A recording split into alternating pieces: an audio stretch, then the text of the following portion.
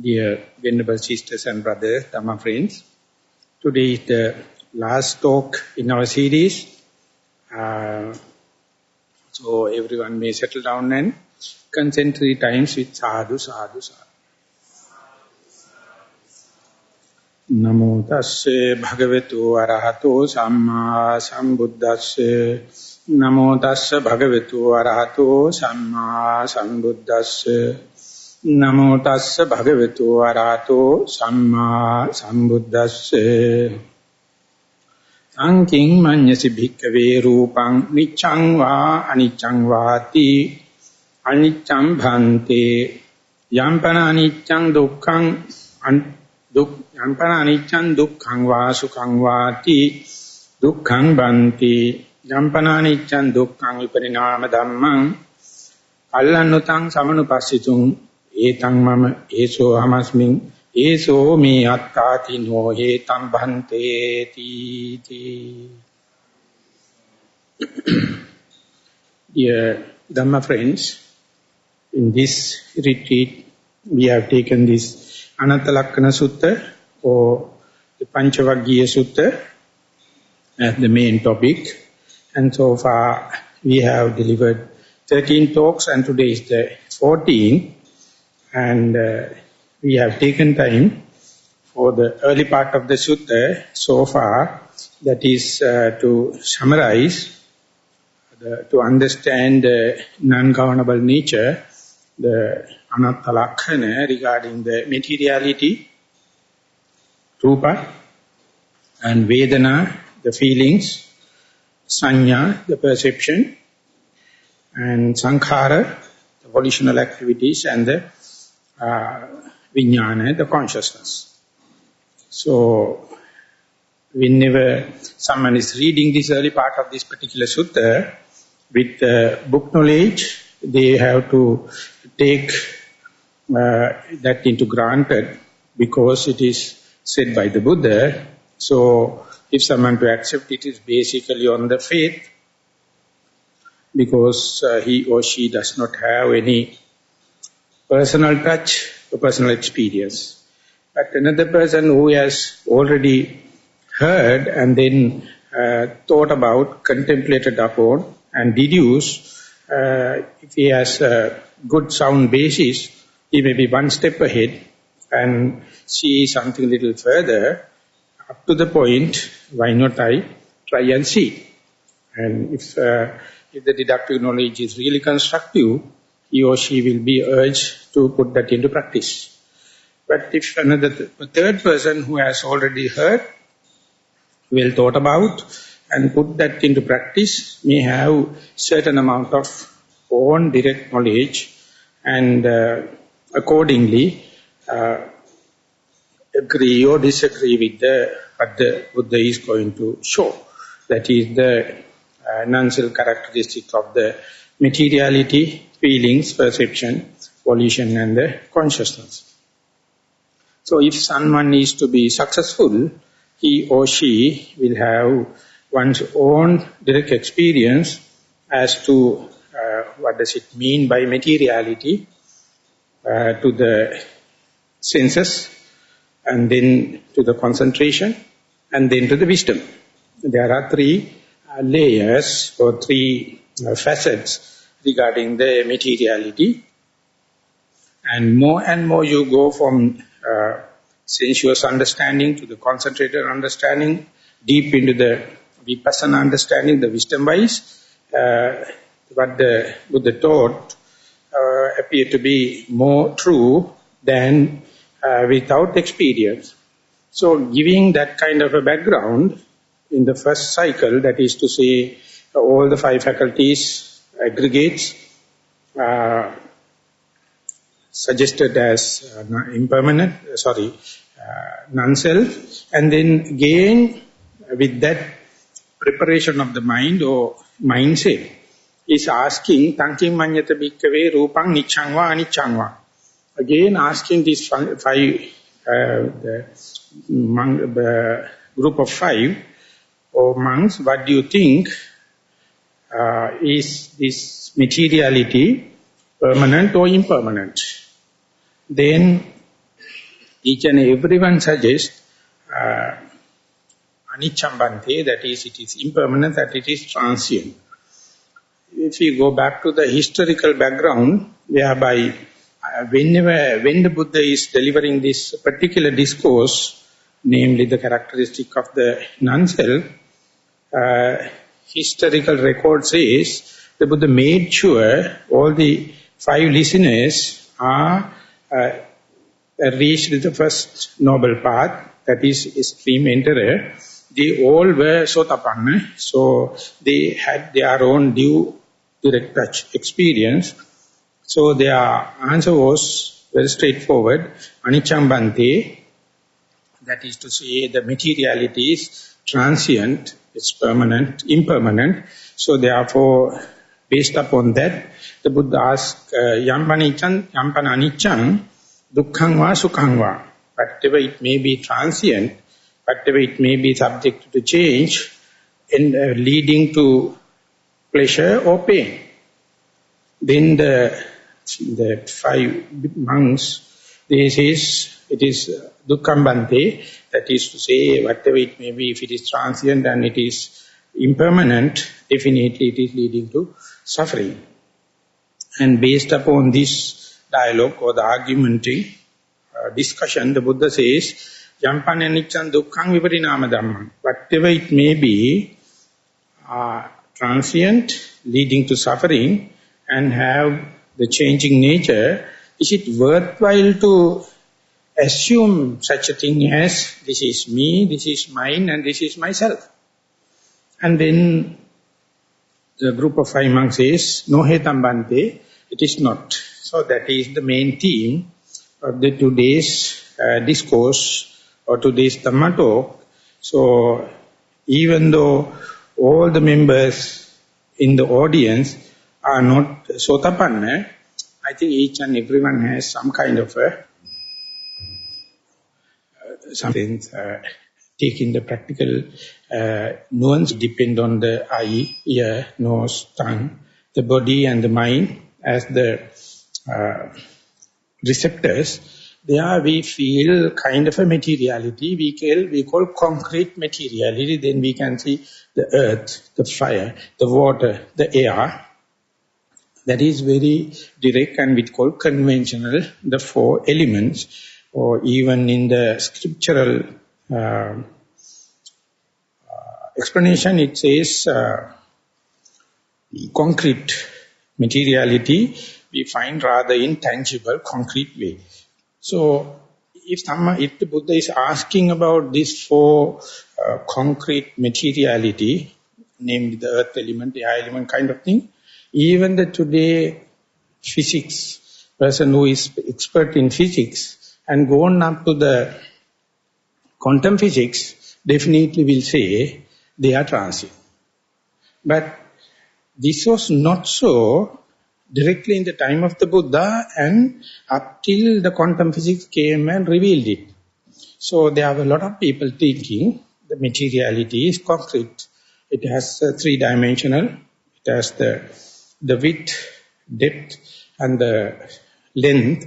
So it is 3D, so how can it be impermanent? So therefore they would have argued, but lucky enough, in our generation, it has been, even in the physics, it has been revealed, the things are transient. So therefore, present day, if someone is leading this argument, discussion, even to the materiality, you will have access. One through your direct experience, other thing through the theoretical understanding. That's a transient nature. So, leaving that at that level, if someone is still develop mindfulness on the particular materiality, what is called Vayopotthabha Dhatu, that is when and we are doing breathing, the touching sensation, the impact of the air draft on your nostril, you feel the air element, its tangible impact. Close your eyes, even you open your eyes, you can't see, of course. But when you are trying to observe, and if you manage to keep the track with in-breath and out-breath with the continuous mindfulness, then you can see yet another kind of transient. The long in-breath gradually becomes shorter. Gross in-breath gradually becomes subtler. Sometimes where you get the touch at your periphery, or we'll say tip of the nostril or top of your upper lip, when you are closing your eyes and continue meditation, sometimes it feels like displaced and going far away. Sometimes it feels like nearing into your brain, and sometimes you feel internal, sometimes you feel external. And you can see, according to the time dimension also, if you set the mindfulness and wait even before the in-breath starts, you can see the beginning of the in-breath. That means you can see the future form, the arising form of the in-breath, and that is somewhat different from what is the cessation part of the in-breath, the past form of the in-breath. The arising part is very auspicious, good, welcoming and kind of thing. But when the breath ceases to exist, when the experience is tapering, you feel lost. You're not happy to see. And the middle is complete another difference. So likewise, as far as the time is concerned, the past form, future form and the present form, there are changes. So this is something more supporting what you knew, what you learned from your faculties, the concrete materiality. Now you can see the same through your direct touch, under your very nose, how the changes are happening. So such a person, those who have kind of a direct touch or see the chronological changes in the breath from gross to the subtlety and kind of thing, he may second the idea what the Buddha is suggesting with more contentment, because if you manage to see one particular object for longer period, it is always subject to changes. Still, what I would like to raise in this point is, if the meditator is not looking for that, he will be bewildered. He will be get upset telling, the master asked me to look at the breath, but it disappeared, and what to do? But this is exactly thing Buddha is leading you. You are given something concrete, gross, direct. Ultimately, it's only when it is disappearing. This is another opening to enlighten under your very nose that very object is transient nature. Okay, now we'll say we learn the materiality 2 ways, and then you go still deep in, and then you may go to the very subtle in-breath and out-breath, and there you can see no more corporeality, no more form, no more body. And when you are observing, you feel another kind of materiality, in the sense like you are dreaming. You see forms again appearing. Your dead mother come and speak. Some people say Buddha come and preach. All the kind of thing happen. And some people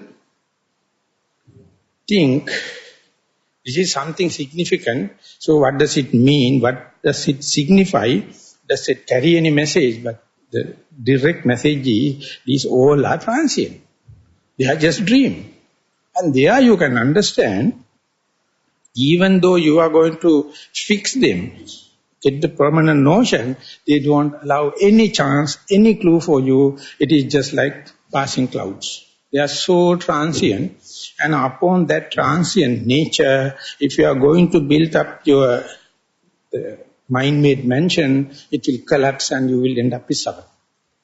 That is what the Buddha says. Don't try to develop proliferation, fabrications, mental preparation on these transient things. If you are going to build, definitely it is leading to mistrust and collapse, and ultimately you are losing. So that is why those who have taken what is the teaching of the Buddha, and managed to see how the concept become form, how the concept become metaphoric explanation and dream-like figures, these things are subtlest form of transient nature of the matter.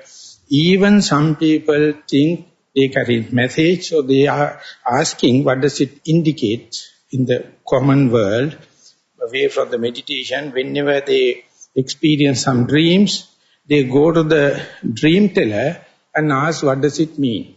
Why is it auspicious or unauspicious? So much they are dwelling upon these transient things.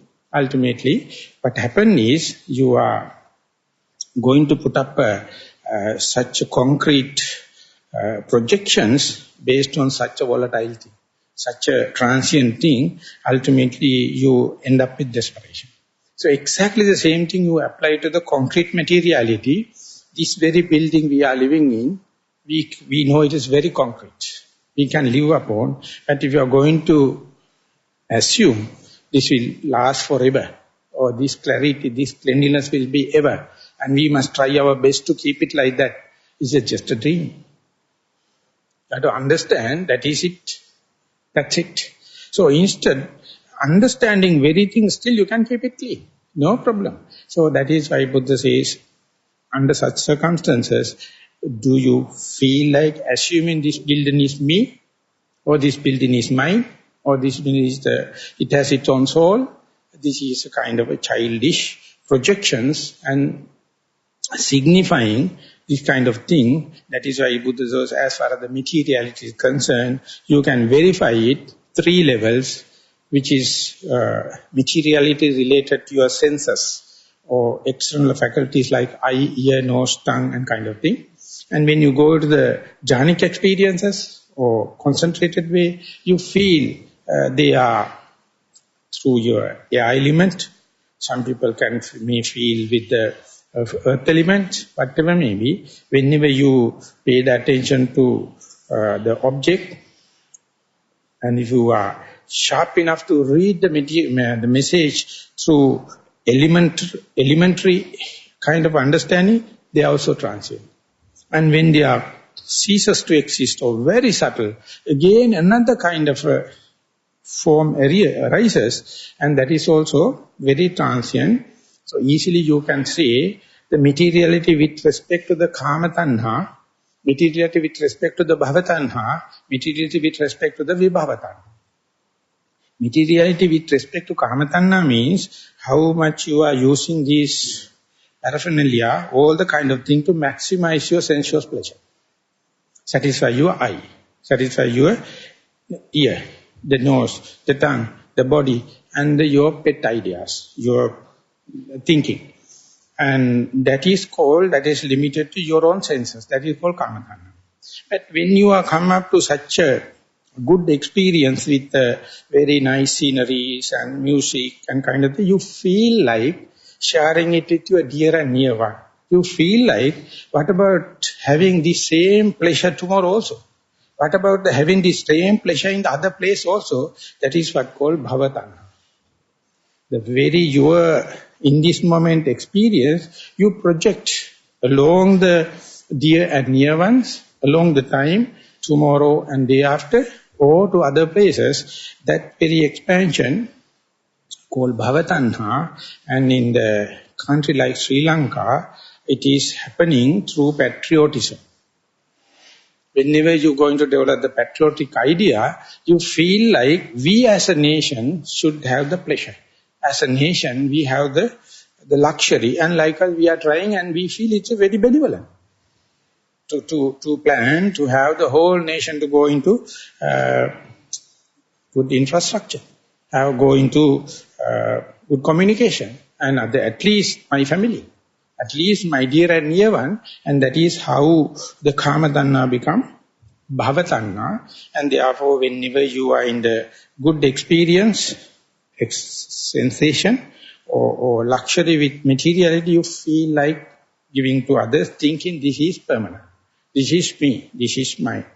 And when and where you're going to do in the large scale, there are a lot of impediments and blocks and difficulties. When and where such difficulties happen, you consider them as enemies and going to kill all the impediments, all the negative elements, going to block your projections, block your dreams, block your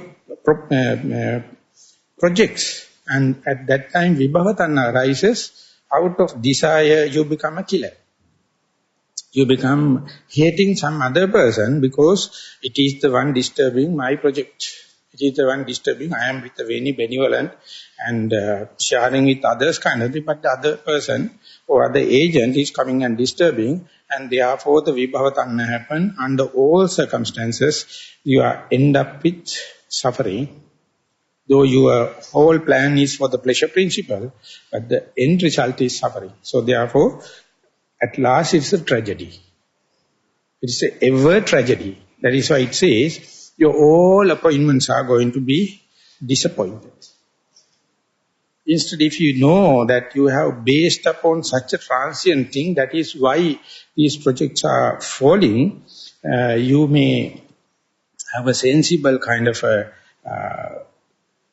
gauge or sizing up of the materiality, and then you will of course have kind of planning, projections and all the kind of thing, but you will be more tolerant, you will be more accepting whatever it happens, because you know your projections are based upon materiality. So that is what the Buddha says, that soon he becomes enlightened. He says that Aneka jati sansaran sandha visang anibhisang kahakaranga vesanto dukkha jati punappa. And he was searching about this housemaker, because most of the time when we are born as human, and when we come to age of 10, 20, 30, 40, we can't see the house builder, we are already in a house. So therefore, how to find the beginning of the house, no one can. So therefore, Aneka jati sansarang, in the endless life cycles, I was searching about the house builder, impossible. Conventionally impossible, but Buddha managed to see the end of the in-breath, end of the out-breath, and the arising of the in-breath, and the arising of the out-breath, that give a clue, this building up happens not once and for all, but it's ever arising. So he focused the attention to the arising point of the in-breath, arising point of the out-breath. Then if you can keep this transient nature, the suffering nature, selflessness in that each and every in-breath and out-breath, that you can multiply. You can go to the other dimensions also. So he managed to get direct touch, and then in inferential way he projected to the whole universe and came to know ultimately through these discourses he is sharing with other sentient beings. And not only the materiality, then the Buddha asking, Tankimanyati bhikkhave vedana niccang va niccang va. O monks, okay, now leave aside the material, what about the feelings?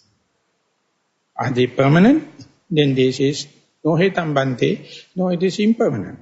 So such an impermanent changing, without giving any time for resting, does it leading to suffering or pleasure? Then they verily accepted, is leading to pleasure. That is called dis-ease. You are never at ease with the feelings, so that is called disease or inflicting. And such an inflicting thing leading to disease, is it worth to call this is me, this is mine, this is myself? Or can you say that the feelings are under my control? I can manage my feelings. I can manage my child's feeling, my friend's feeling. Really, whenever you understand the feelings, you will understand they are more transient than the materiality. In the Abhidhamma and the commentarial way, this is one matter is lasting for 17 thought moments. But mentality live up to just a short one thought moment. Of course, they are kind of a calculation based upon the Buddha, but not related with the early Buddhist teaching. But whatever may be, even the commentators accept, not more than the materiality, mentality is more transient, therefore sensations or feelings are also under the scrutiny of the Buddha. Then they are also, he says, if the feelings are so transient, if the feelings are so impermanent and it is leading to suffering, worth it calling, it is me, it is mine, it is myself.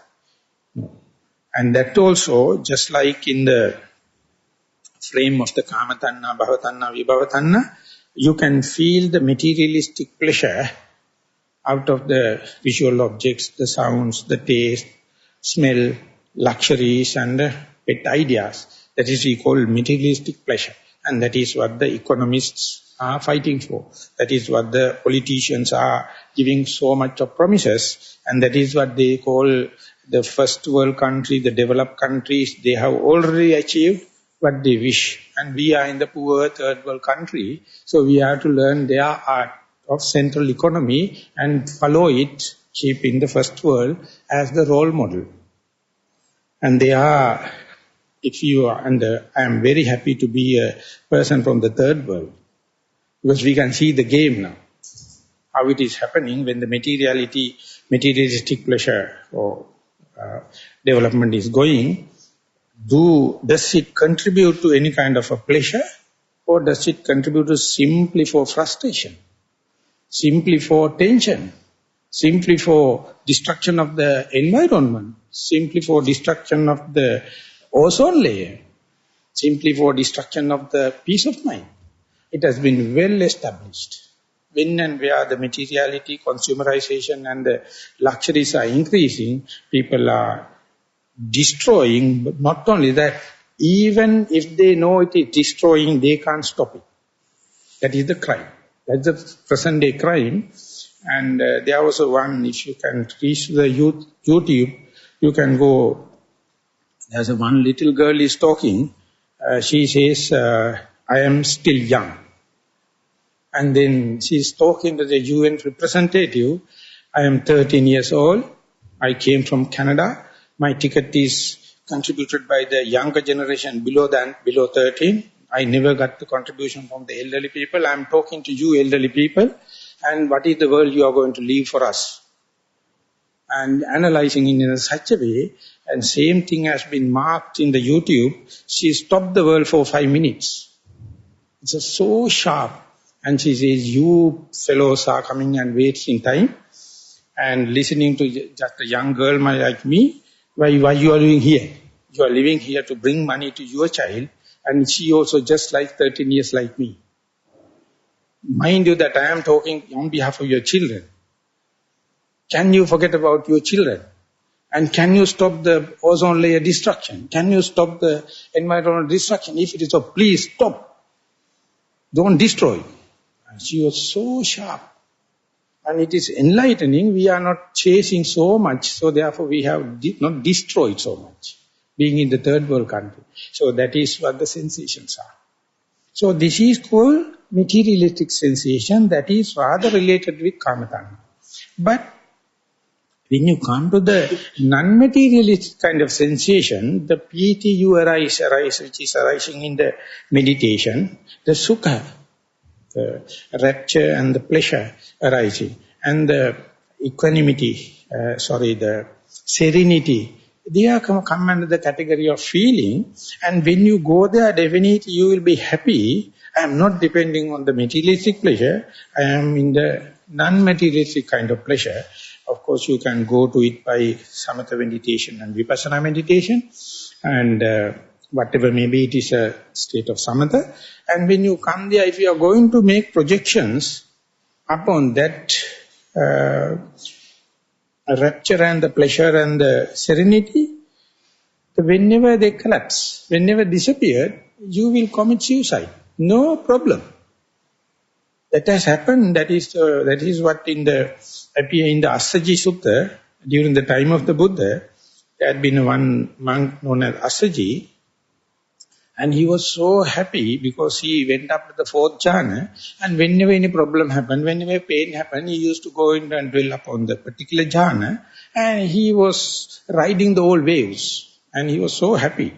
But ultimately he got a kind of infliction or detrimental kind of disease. Slowly, his ability to go into this non-materialistic pressure reduces. And he is so desperate, pains are excruciating and torturing, and top of that he lost his heart because the so loving non-material pleasure also gone. Ultimately, desperately asked one of the attendant, please go to the Buddha and say, I am at the last moment. I am sinking. I am deathbed. So, when and where these kind of messages goes, Buddha is not attending each and every, but in this case, Buddha has gone to him and visiting him. He was so desperately trying to get up from the bed. And Buddha says, don't try, you are tired, be like that. And when you go there, Buddha is asking, can you manage? It's bearable? No, Bhante, unbearable, unmanageable. It is so desperate, exhausted, finished. Then the Buddha is asking, do you have any doubt about your moral integrity? Have you committed any verbal, physical misdeeds? No, Bhante, that is intact. Then what is the desperation? Then he says, I had so much of jhanic experiences and I was used to ride the waves with that jhanic experiences. Now it is collapsed. And therefore the pains are coming and I know I am sinking. So then the Buddha asks, do you also, just like the yet another meditators, believe this is the jhanic experience, is the essence of the asana? No. Jhanic experience is something based upon your morality. As far as the morality is intact, anytime you can do it. And then giving this admonishment, Buddha give you encouragement, you are only must be responsible for about your morality. If that is intact, jhanic experiences are so impermanent. It can come and go, and you may lose the contact with it at the time you most need it. That indicates it is not under your control. It is not. It is inflicting suffering. It is undermining your whole projects. So therefore, if you are going to believe, that's also the same. So meditators, not only with the sensation of feeling with the materiality, if you have any kind of experience or acquaintance or frequent visiting with this kind of non-materialistic pleasure, that will give more evidence than this carnal, hedonic kind of pleasure that is also transient. So, when you go deep down, go beyond the concentration, go beyond the samatha, and when you go into the vipassana jnana, that means inside knowledges, there also you get a kind of a feeling, and as and when the purifications are going on, these feelings are happening. And these feelings also, till you come up to the sotapanna level, anytime it can be reversible. When it is being reversed, of course that tomorrow you all may go home. And when you go home and when you are trying, if it is not happening, so you may see that there's a special mantra in the Nissarana Vanaya. There I got the jhanic and all the kinds. When I go home, it is not there. So you'll be rushing and coming to register for the next retreat also, thinking there's a special vibration here and some kind of the magnetic effect. You never believe that what you earn is erasable, revertible, and upon which also you can be conceited. You can base your ego upon the vipassana jnana you earn, and you love it because it is immaterial, it is earned by your own the honest Dhamma way of practice. But even then, that itself is undermining you till it come up to the irrevertible level, and of course till you come up to the anagami level, these things are not credible.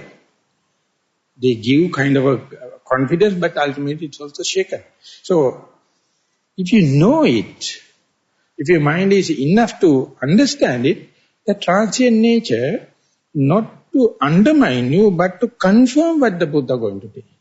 When and where your materialistic pleasure, non-materialistic pleasure or vipassana pleasure comes, you know if you are going to take them as me, if you have to take this as mine, or if you have to take this as a boost for your ego, you know that you are on the wrong track. That does not indicate you are not to earn in material pleasure, not to earn kind of a vipassana pleasure, but earn it and ready to give up, ready to let go. And that is the way Buddha is reinforcing each and everyone and giving the immunity Go to the maximum capacity of your spiritual mind and experience everything, but never take even the spiritual experiences as me, mine or myself. Up to the point you are going to believe, you have to suffer. You have to suffer a lot. Yeah, you have to undergo this kind of infliction. But the Buddha has mentioned there is a very, how to call, nice way of presenting. He says, this suffering, whether you are in the material pleasure, immaterial pleasure, or in vipassana, whatever may be, whenever it is going there, go off, of course suffering is coming. Buddha says, I am not denying that kind of suffering. That is to say, when the pleasure is dwindling off, the suffer sets in. When the suffer sets in, it is suffering. Buddha says, I am not telling no, but I am telling you, when such a suffering happens, if you aware this is the truth of suffering, that is the biggest pleasure the human being can experience. If you understand suffering as suffering, that is the biggest pleasure. So that is the way you have to change the perspective. That is to understand the transient nature of the pleasure, transient nature of the feeling. It is not you, it is not Buddha, it is not to tell you anything. This is the natural law. As far as you are going to deny it, on going to accept the pleasure principle, that you are one eye is blank or blind. So therefore you can't walk, you can't see the depth with the one eye. You have to have both the eyes to see the depth. So therefore, as far as we are in the, we all human are in the pleasure principle, that is we are all judgment and all the our living phenomena is imbalanced. Till at least you accept it in the rational level or deductive knowledge level, this whatever it may be, my famous presentation is whether you are a doctor or a patient, whether you are a parent or children, whether you are a king or the subject, whether whatever may be, suffering and the pain and pleasure is equal for each and every person in the society. No one can claim, I am better than that. If it is so, it is a conceit. If it is so, it is a egoistic presentation. If it is so, it is, he likes this kind of thing. But this suffering is equally throughout all humans as far as all the three kinds of sufferings are concerned. Of course, if you know only the materialistic pleasure, you can measure it by gross national product, or you can measure it by the per capita income. These are bullshit, as far as the feelings are concerned. So you have to not only be with this materialistic, you have to go into the non-material part, then all these criterion become invalid. And when you go to the vipassana, they become completely negative. We can't let these foolish fellows to run the humankind with this wrong criterion. We have to have our own value system. We have to, based upon this, the truth the Buddha has mentioned. So therefore, feelings is well manipulated by the so-called developed countries and so-called the golden brains of economists. But you have to believe upon your reality, down-to-earth kind of feelings, and feeling-wise, we are all equal in human. And when you go to then the Buddha is asking about this perception. Are the monks, does that perception, is it permanent or impermanent? Of course, when you come to the perception, they are more volatile than materiality, and sometimes even more volatile and transient than the feelings. So therefore, one may think that is rational for them, these group of 5 monks, to say they are transient, they are changing nature. So then the Buddha is asking, is that perception which is subject to changes, leading to pleasure or pain? This is of course for the pain. And again asking, which is subject to change and transient and leading to pain, should one take this transient perception as me, mine or myself? So that is the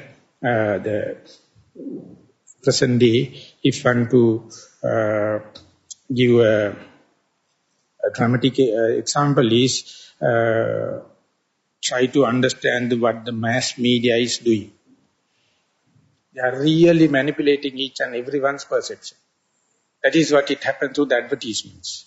And when you are listening and going by them, definitely you will cut off from your feelings and your own original touch with the life, and they will make a dream world, and ultimately you are living up to in future, and frustration live on financing. You will get the loans and make up your house and all the kind of thing, and giving premium and the, how do you call, rentals. Throughout you are paying, never ending. Soon you marry, this bank will come and this bank come, and everyone say, why don't you use my credit card? No, why? I will give up $1,000. Other person also will come and say, so you can have 1,001 the number of credit cards, and you are living up to your whole dream world, but it's such a camouflage. And that all happens through the perception. So people going behind this quick money, and depending on the media, the advertisement and the news reels, they are really, really smart enough to tax our trust upon the perception.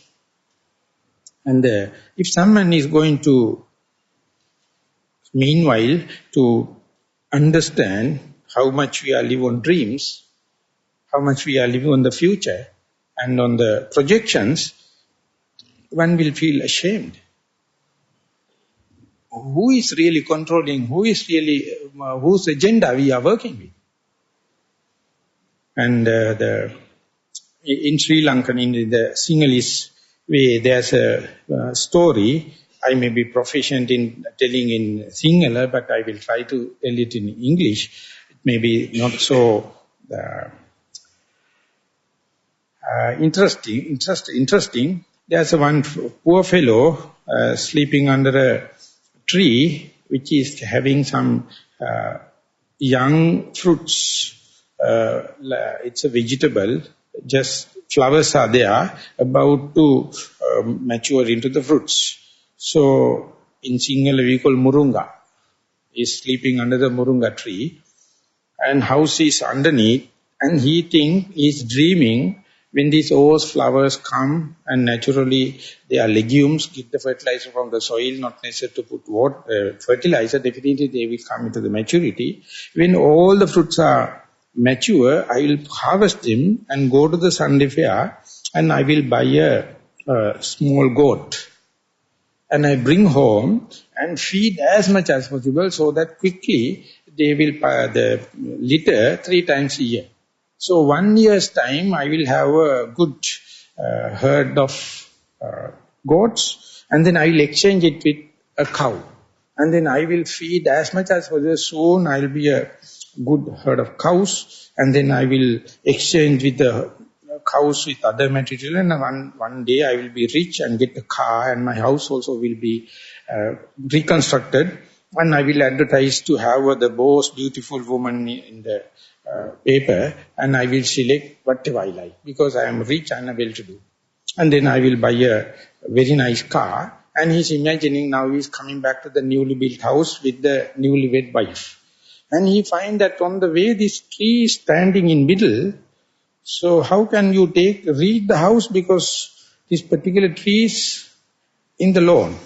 So he thinks, whenever such a thing happens, what is this tree? He go and cut the tree. Because tree is the only thing is distracting for his wife to come to the veranda. But the tree is still flowers. This is the dream world we are living in. Just imagine our parents and the grandparents. How much they were down to earth. Where are we? And not only that, where we lead our children with these perceptions. And what the kind of dream world they are imagining. And who are the the criminals. And they are just subjected to this kind of a frustration. And whenever someone going to say perception is yes, but it is volatile, it is leading to suffering, it is leading to no controllability, and there is no, and then anyone will say this is very boring, then there is no, how can the motivation happen, how can the productivity come, how can the creativity come, if it is so everyone will be just keep the hand on the hand and waiting. So isn't it bad, isn't it good to have some kind of a perception? And that is how the perceptions are being sold in terms of best-selling books and advertisements and kind of thing. So, but the Buddha says, get your own perception with the in-breath versus out-breath.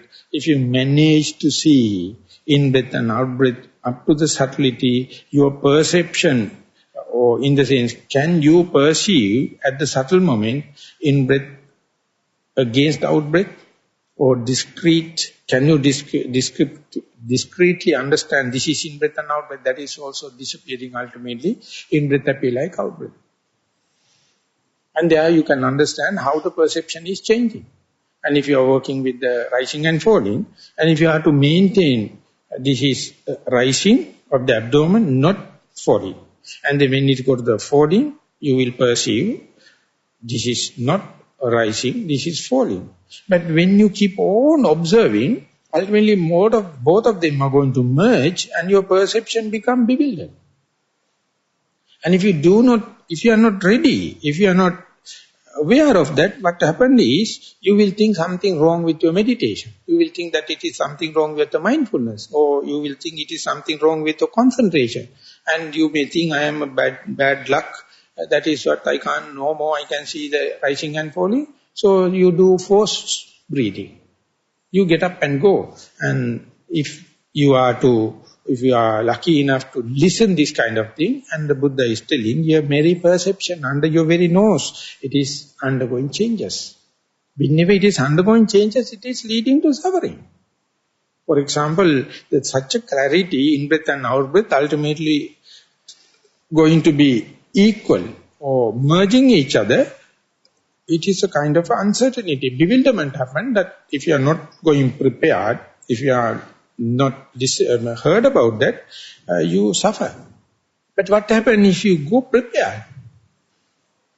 When this merging happens, you feel that is what the Buddha is going to prove, going to tell, going to teach, the perception is changing. And so now after that, if you go into you are going to perceive first jhana versus second jhana versus third jhana. It's such a mad world. They are under the condition, they say the first jhana is such a square thing, and within that is very easy to understand the first jhana versus the second versus the third. You don't know. When you go to the first jhana at the first time, it is so hilarious. It is very good. When you go to the second time, what happens? Third time, it becomes a day-to-day affair. Just like after marriage. Soon, the honeymoon is very good. But what happens? So they ask, what are the characteristic features of the first jhana? And how can I understand with the access concentration with the first jhana, second jhana? If you are frequent with the first jhana, second jhana, third jhana, you will understand there is no proper margins. And if you are going to have a cut and dry idea, that is what else other than your foolishness? What else other than your wrong perception? And ultimately, when they are got mixed up, you don't know whether you are jhana or not, and you are going to claim it, and it is contradicting. The when and where Buddha is mentioning it, it says, if you have a misperception, ultimately it will lead to affect your moral shame and the moral fear. Ultimately it will affect your control of your senses and to the sila. Any misperception of these kind of things, if you are going to endure it, if you are going to keep on, dwell upon that, ultimately you will lose your sila also. So therefore, have a notion, of course, but this is changing. It's transient. First jhana to second jhana, change is there. Difference is there. But when you see for the second time, when you for the third time, fourth time, they become almost the same. For example, if you are very hungry, and if someone is lucky and benevolent, give a plate of rice, when you take the first morsel, it's so nutritious, so tasty, and you feel like entertaining and praising the person who gave the plate. But when you have the second morsel, third, fourth, and what the stomach is filled, what will happen? No more morsels. Within 5 minutes, your perception to the food completely changing. And they will say, enough. The person will ask that you're so thankful for me, why don't you take everything? No, enough. Because your perception is changing so much. So, whenever you are writing a book, whenever you are putting the project and kind of thing, you are defining many things through the perception. And when you are going to talk with another person, you have to introduce the definitions. And if the person is ready to understand the definition, then the communication takes place. But if the other person is another definition of the same word, what is the communication? Nothing happens. So therefore, this is labels. In the present day, education is nothing but label. And the Oxford University, Cambridge University, they are just coining terms. Nothing new. They have put new terms, new faculties, new head of departments. It's just departmentalization. Exactly the same thing. It's just a fruit salad. It's just a cocktail. That's it. But the Buddha gave so much clearly. I mean, that when the Buddha is presenting the Dhamma with Asuhara Dharmaskandhe, that means 84,000, so clearly he mentioned to understand and communicate, but not to hold it and keep it as your treasure. Even the Dhamma, the perception is changing. Leave aside your other perception towards your relatives, perception towards your properties, and perception towards your status and kind of thing. Even to the Dhamma is changing. And even when you go into the Vipassana Jnana, whenever you go to the Namarupa Paricheda Jnana, Paccayaparigaha Jnana, first time when you are going, feel like there's some categorization and cut and dry kind of thing. But when you are again following the same path, you feel it's a smooth flow. There is no the stages. As I try to mention in the series of talk, when you go to the first day, for example, the Sotapanna Magga Jnana, that means you reach one of the very peak experiences, and then it will repeat again as a Sotapanna Phala Jnana, and then and there it is going. You will understand, not like the Magga Jnana, but the same tone, the same pattern, but not so peak. And it's again and again you can go there. And the situation become more complicated. All of a sudden, if you are going to get another peak experience, you don't know this is the repetition of the Sotapatti Magga Jnana as a Phala Jnana or Sakadagami Magga Jnana. Very difficult. Very difficult. You think if Sotapanna is yellow and Sakadagami is brown, then you can perceive. And the Sotapanna Magga Jnana is round and Sakadagami is triangle, then you can touch it and see that what you are talking about. And if you are going to say, if you are going to claim the Phala Jnana of the Sotapanna as the Magga Jnana of Sakadagami, even at that level misperception happens. Even then you have a wrong ego. You have a wrong conceit. You have the conceit and you have the kind of a desire. That is a falsified base. That is the way the perception is happening. So best thing is, as the Loko Hamdru mentioned, you underestimate, don't try to overestimate and claim it. So underestimate for the sake of a humbleness and for the due to this cheating nature of the perception. So therefore, perception at the sensuous level, perception as immaterial level, perception at the vipassana level, all these things have this same nature of transient nature. And whatever it may be transient, leading to suffering. And under such circumstances, if you are going to claim, I am so and so, I reach this, that each and every one you are fertilizing, facilitating the permanent notion, perception of permanency, that means sassatavada, the eternal soul.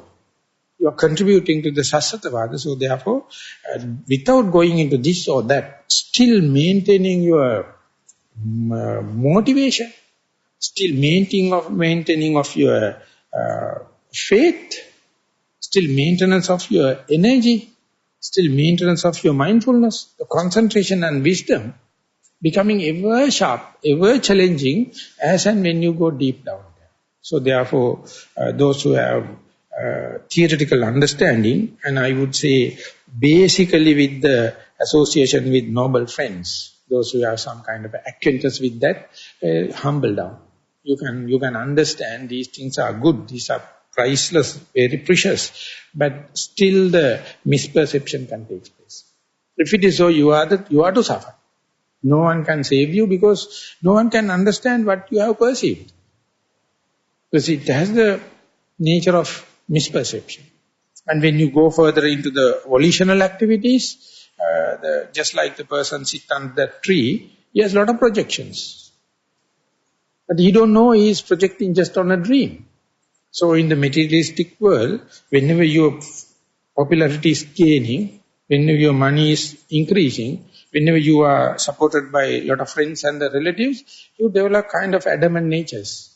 You think I can control everything, others are failure because they don't know, I am successful, and therefore that very success itself is becoming, leading to the adamantation. So, our Lakkana, when he's writing diary notes, he says, wherever it may be, if you are to be a leader, always keep a second person and share with him before taking any decision. That means you are taking your subordinate as your teacher. Share with him. Don't tell that, no, you don't know, I am taking decision, like ultimately you ask him for trouble. As far as you have a teacher, you are very safe. But if it is not so, if you are the leading, very careful, always have another person. So last time I went to Katukurunde at the Pahankanu also, he really alarmed me. Be careful, you are the one who is running the show now, and there is enough chance for you to be adamant. So always when you are taking a decision, don't take all alone, share it with another person. I mean, he is subject matter specialist for that. And that is the way you have to be humble. Otherwise, your projections appear like already successful, but utter failure because it is based upon this impermanent materiality. It is based upon impermanent your feelings, impermanent perception, and the projections, daydreams.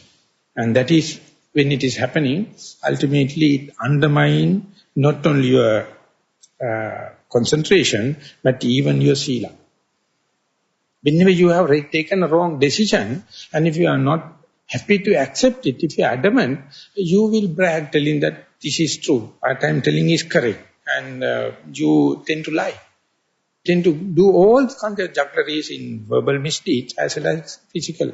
So therefore, if you have another person telling this life I am living in the whole samsaric journey, this is yet another event, why should I become so adamant, and why not I discuss and share with others? That is the way you have to keep your volitional daydreaming and fabrications and mental preparation very difficult to vomit it and share with others because they are very intricate, very subtle. But if you have a shareable noble friend or kind of a true person, you must consider as it's the biggest pressure releasing valve. If it is not so, you are lost. Even the Buddha, after enlightenment, he took the Dhamma as his own teacher. He thought about. So last when I am attending to Lokkahamdru, I had only 1 year and maybe 3 months or 4 months like a time period. So people put up a new place for him with the facilities, and I used to go there on and off, and I was lucky enough to sometimes talk very openly with him. He used to say, if I am by accident slamming the door, I feel ashamed as if I am living in someone elder's house and I am, without the permission, I slam the door. It is not up to me. I know there is no second person, the higher person, but whenever such a thing happens, whenever I have a cough or whenever I have a sneezing, if I did it in an exaggerated way, I feel that I have done something wrong because I am irritating my superior. And because I always have an idea, I am not the superior, there is another person observing me. And he's asking me, do you also feel like that? Then I said, of course, yes, because you are there. So when I am going to do, I know that after the Loko Hamduro, he is very open and very, friendly. But my personal feeling was, whenever I reaching him, I go to him towards an Arhan. I go, spread my sitting cloth, and systematically I pay respect 3 times. I look at him and see what kind of a mood and what is I have to do. And his nature was, by 2 or 3 transactions time, he somehow or the other bring my attention and talk with me in a very friendly way. When I'm leaving, I feel like leaving a friend. When I'm reaching, I feel like I'm reaching an Arhan. I would have done it 1,000 times, each time the same. My respect was there when I'm reaching. And he make me like a pal or friend by his behavior. But next time I go there, as a kind of a respect happen. So that is the way, that is why the Buddha asked the small Rahula, the Samanera, daily after sweeping the lawn, take a handful of sand and throw into the sky and make a vow, make a wish. May I get so much of advices up to the number of grains of sand. Because otherwise he is the son of the Buddha. His preceptor was Sariputta. So no one coming to him because he is coming from the big shots. No one would have advised him unless otherwise he become humble. But when we are making plans, when we are making constitutions, when we are making all the kind of thing, we have such a notion, things are going to eternally going to happen. I am the creator, I am the person who did it. Therefore, if someone is going to adjust it, I feel irritated because my creation, I consider that it is me, it is mine, and it is my soul. All the parents are thinking, children are their own. But I doubt whether children are happy with that idea. It is an accident due to your sexual intercourse. You never expect that, and when it happens, you call, you are mine, my flesh, my blood. But it is a coincidence. So if you are going to argue, the parents will not be happy. But nowadays, some children are arguing. So therefore, anything you produce, anything you are planning, anything you have to understand, unless otherwise you feel it is me, it is mine, it is myself, there is no go. There is no motivation. There is no energy to do it. So therefore it should have that always you have your due suspicion. If I am to take it as mine, when it is dropping, when it is falling, when it is scattering, what will happen? You have to suffer. And how much this kind of a projection should I have done in this whole samsara? And whatever it is happening in the present moment, I feel like a very significant, very big and very appealing.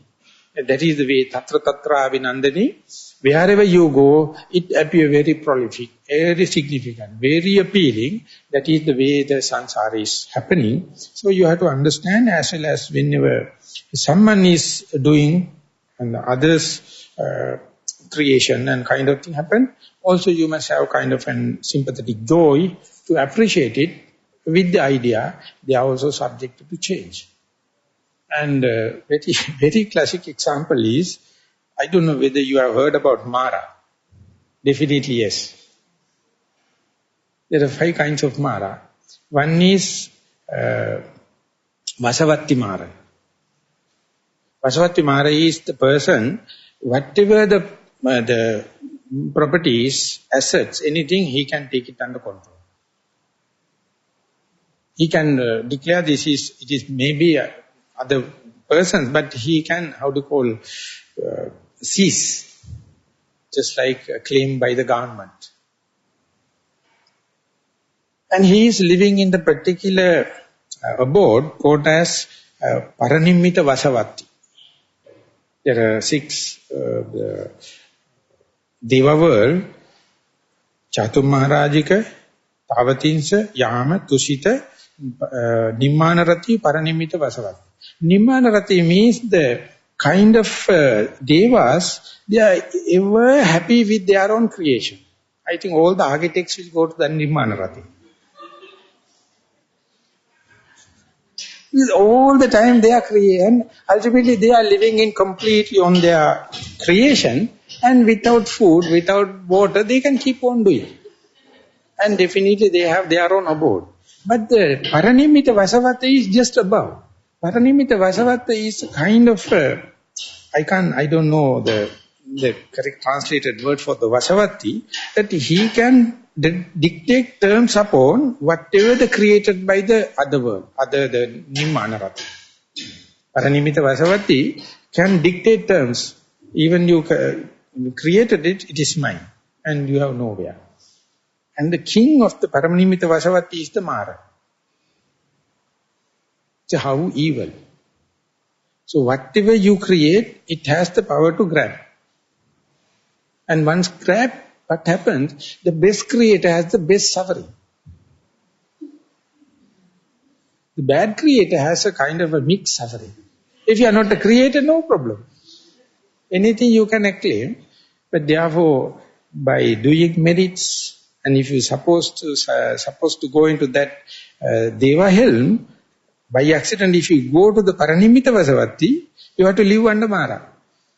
Even though you have performed very good merits. He will grab anything, he can acquire anything. And according to all kingdom, the king has the power to acclaim or seize. So what is the term? Acquire. Acquire any beautiful woman, any beautiful house, any beautiful tree.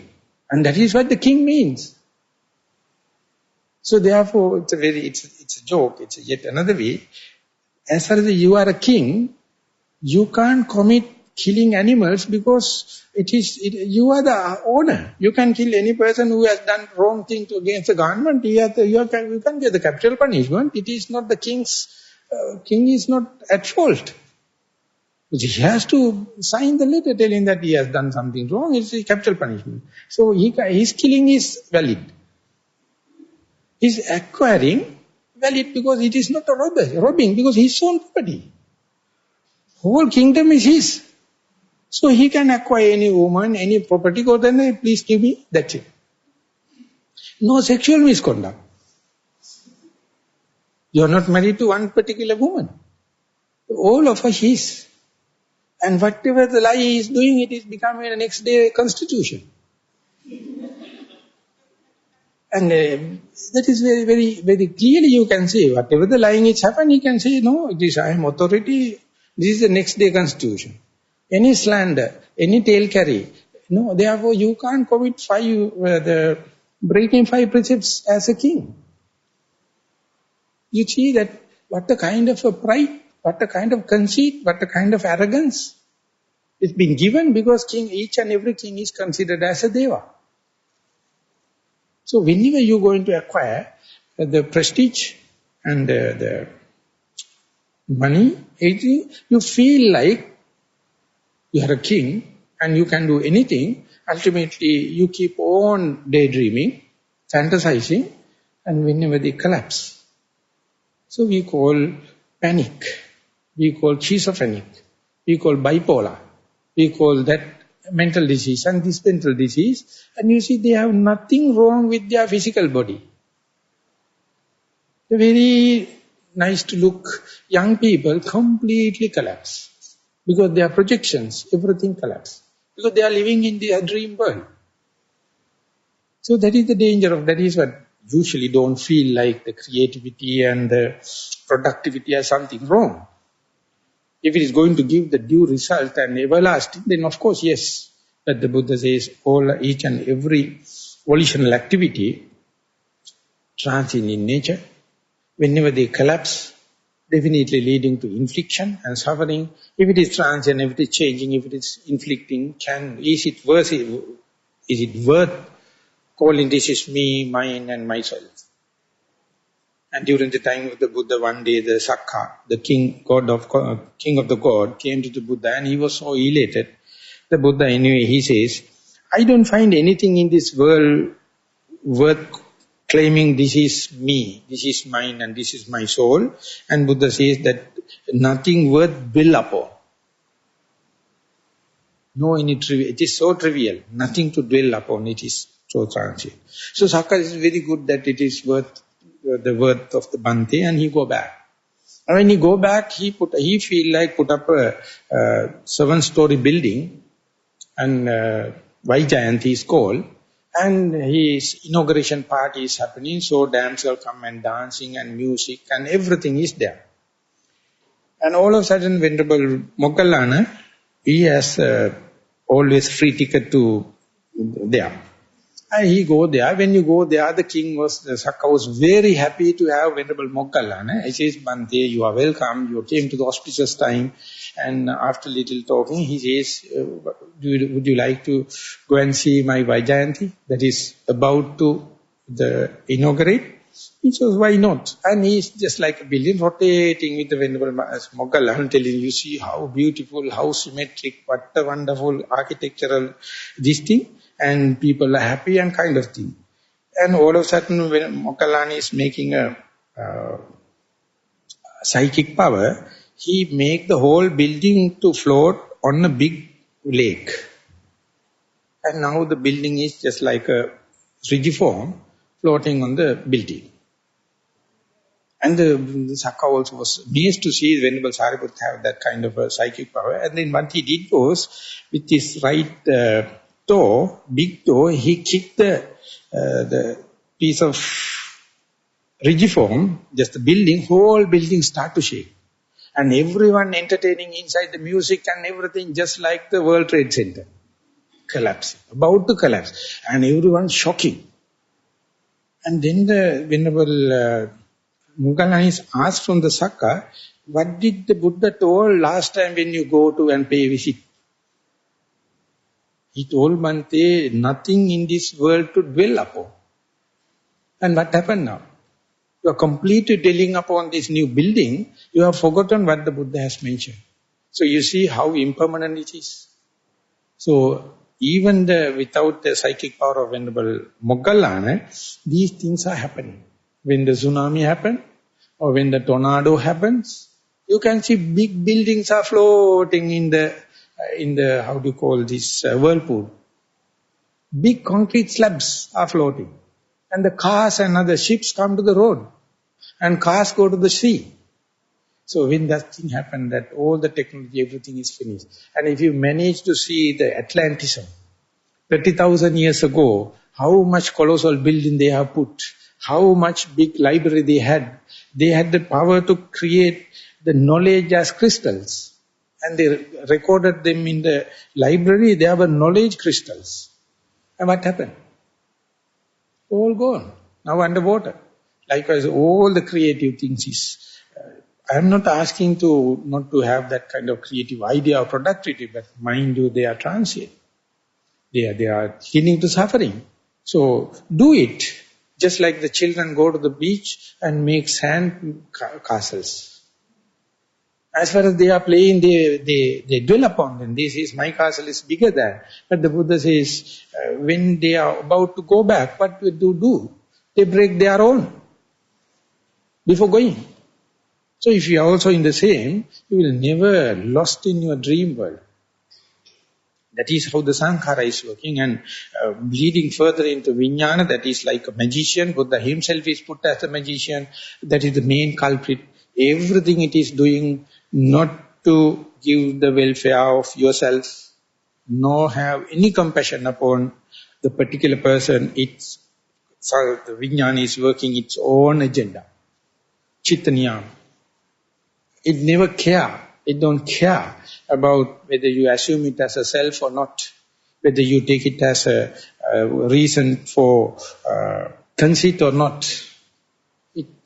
How do you call, despise you, it betray you, anytime.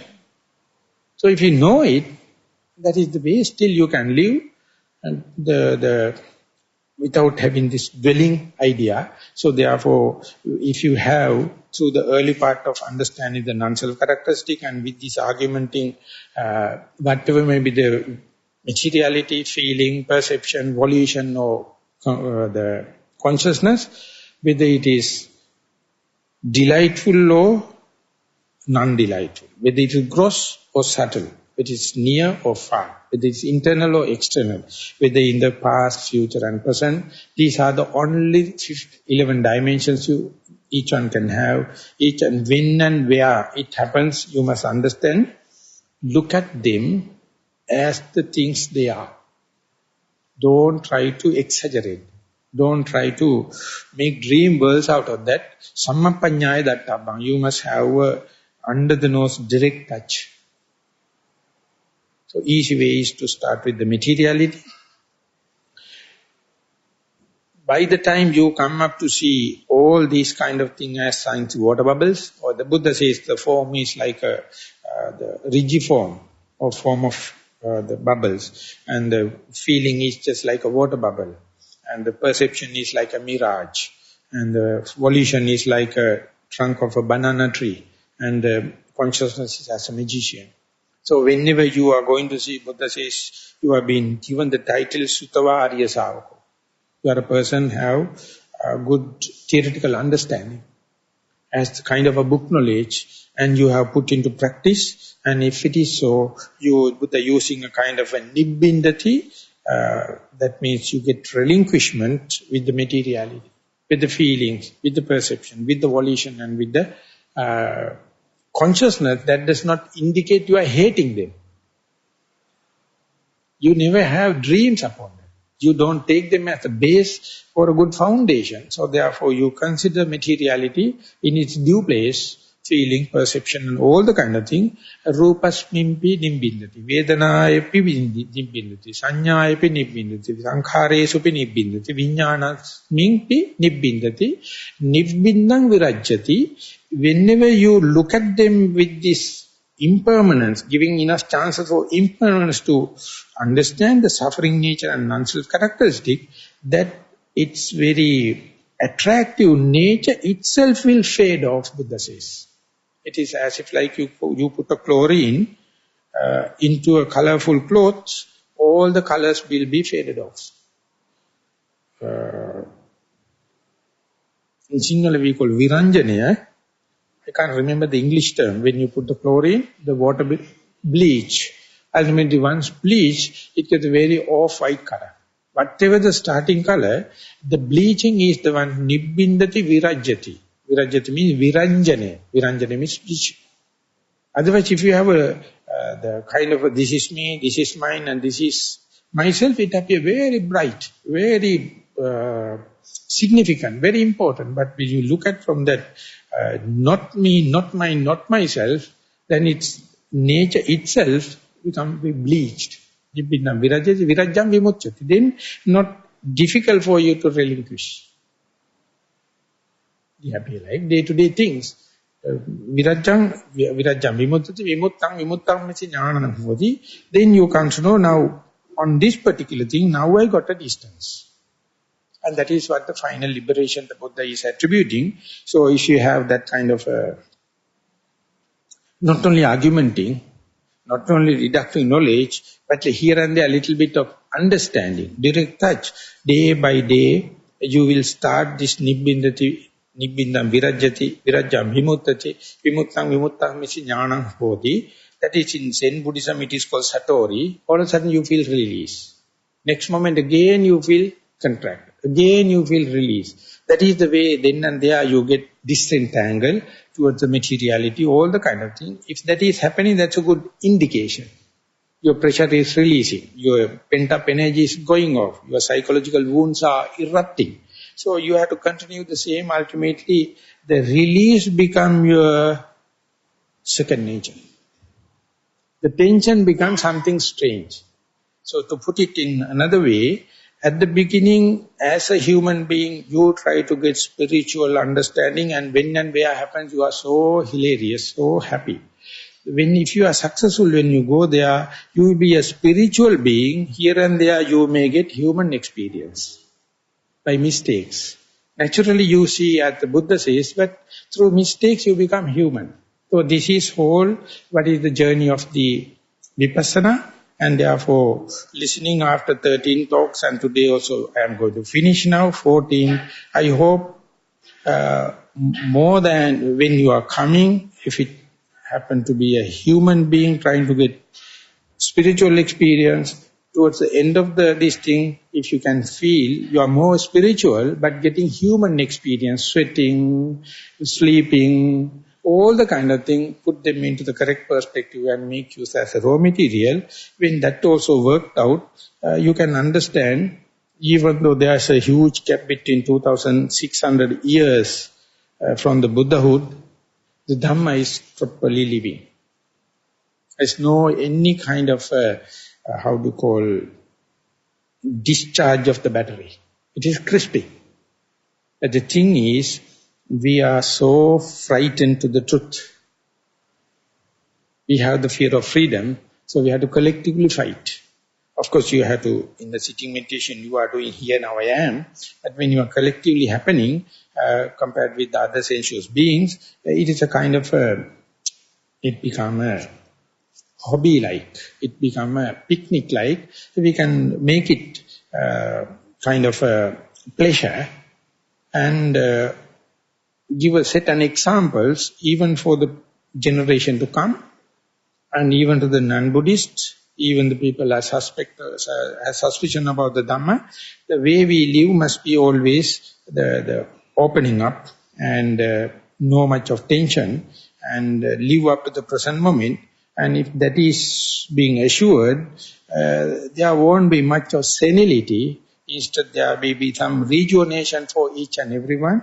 So, hope you will be much more rejuvenated than when you are coming here. With that remark, I would like to stop today's Dhamma talk, and as well as it will be the end of the series also. Thank you very much for listening.